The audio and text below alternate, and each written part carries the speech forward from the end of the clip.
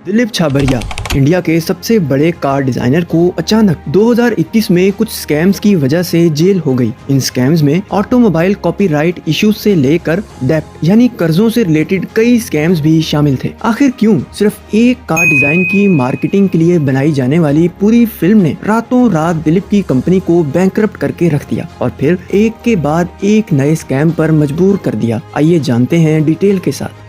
Voice of Adeel की एक और वीडियो में खुशामदीद। कहानी स्टार्ट होती है 1989 से, जब दिलीप छाबड़िया ने कैलिफोर्निया के आर्ट एंड डिजाइन कॉलेज से कार डिजाइनिंग की डिग्री कंप्लीट की थी। डिग्री कंप्लीट होने के बाद दिलीप ने कुछ साल तो जनरल मोटर्स में ही जॉब की और 1994 में वापस इंडिया आ गए और यहाँ से स्टार्टिंग होती है मोस्ट लेजेंडरी डीसी डिजाइन्स नाम की एक कंपनी की। डीसी बेसिकली दिलीप छाबड़िया की ही शॉर्ट फॉर्म है। पहले तो डीसी डिजाइन्स ने कार्स को मॉडिफाई करके नए डिजाइन्स बनाना स्टार्ट किए थे। इन्हीं डिजाइन से इम्प्रेस होकर 1998 में ऑस्टन मार्टिन नाम की फेमस ब्रिटिश ऑटोमोबाइल कंपनी ने भी अपनी एक कार का प्रोटोटाइप इसी कंपनी से डिजाइन करवाया था। अब डिजाइनिंग तक तो डीसी डिजाइन्स बहुत बड़ी कंपनी बन चुकी थी, लेकिन दिलीप ने इस कंपनी को ऑटोमोबाइल मैन्युफैक्चरिंग कंपनी बनाने का फैसला किया और 2001 में इस कंपनी का नाम डीसी डिजाइन से चेंज करके डीसी ऑटोमोबाइल्स रख दिया गया। डीसी ऑटोमोबाइल्स का मिशन था इंडिया की पहली स्पोर्ट्स कार लॉन्च करना। 2003 में इस मिशन पर काम करते हुए डीसी ऑटोमोबाइल्स ने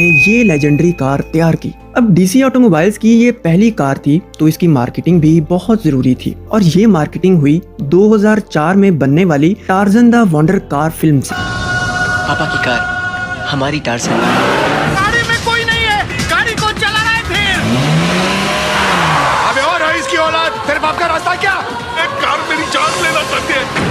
बेसिकली ये सारी फिल्म डीसी ऑटोमोबाइल्स ने ही स्पॉन्सर की थी, जो कि इसी कार के अराउंड बनाई गई थी। लेकिन 16 करोड़ में बनने वाली ये फिल्म 6 करोड़ का रेवेन्यू जनरेट करके फ्लॉप हो गई। लेकिन टेलीविजन पर बाद में इस फिल्म की रेटिंग और इस लेजेंडरी कार का क्रेज बहुत तेजी से बढ़ने लग गया। फेल होती इस टार्जन कार की अचानक बढ़ती हुई हाइप को देखते हुए फाइनली 2006 में डीसी ऑटोमोबाइल्स ने इस कार को कमर्शियली लॉन्च कर दिया। फिल्म के फ्लॉप होने से बड़ा डिजास्टर तो इस कार की कमर्शियल प्राइस थी, जो 2006 में ही 2 करोड़ रखी गई थी। ये कार इतनी बुरी तरह फ्लॉप हुई कि सिर्फ वो ही यूनिट सेल हो सका जो फिल्म में यूज हुआ था। इस पॉइंट पर डीसी ऑटोमोबाइल्स बिल्कुल बैंकरप्ट हो गई। अब एक नई लेकिन सस्ती made in India sports car तैयार करने के लिए कंपनी को 40 करोड़ का लोन लेना पड़ा। सिर्फ 30 लाख की कीमत में लॉन्च होने वाली इस नई स्पोर्ट्स कार का नाम डीसी अवंती रखा गया। इस कार के 100 यूनिट्स तो जैसे तैसे करके बिक गए, लेकिन उसके फौरन बाद इस कार की बिल्ड क्वालिटी की एक बड़ी प्रॉब्लम बन के सामने आई। इस प्रॉब्लम के साथ ही यहाँ पर दोबारा एंट्री हुई टार्जन द वंडर कार की। इस कार की एक इंक्वायरी रिपोर्ट जारी हुई, जिससे ये साबित हो गया कि ये कार डीसी ऑटोमोबाइल्स का कोई अपना प्रोजेक्ट नहीं है,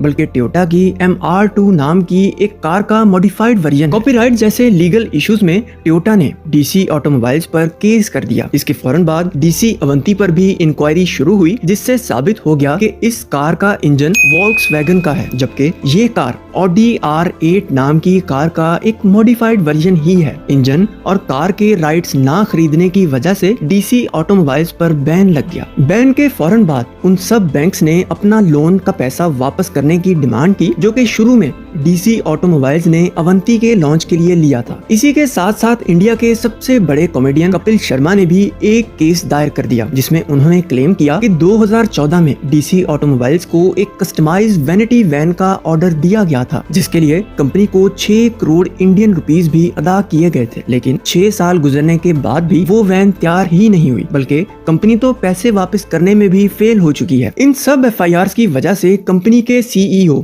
दिलीप छाबरिया को 2021 में जेल में डाल दिया गया। डीसी ऑटोमोबाइल समेत डीसी टार्जन भी माजी की एक दास्तान बन चुकी है। क्या आप लोगों ने Tarzan the wonder car movie देखी है? कमेंट में जरूर बताएं। अगर वीडियो पसंद आई हो तो वीडियो को लाइक कर दें और चैनल को सब्सक्राइब करना बिल्कुल भी ना भूलें। नेक्स्ट वीडियो तक के लिए अल्लाह हाफिज।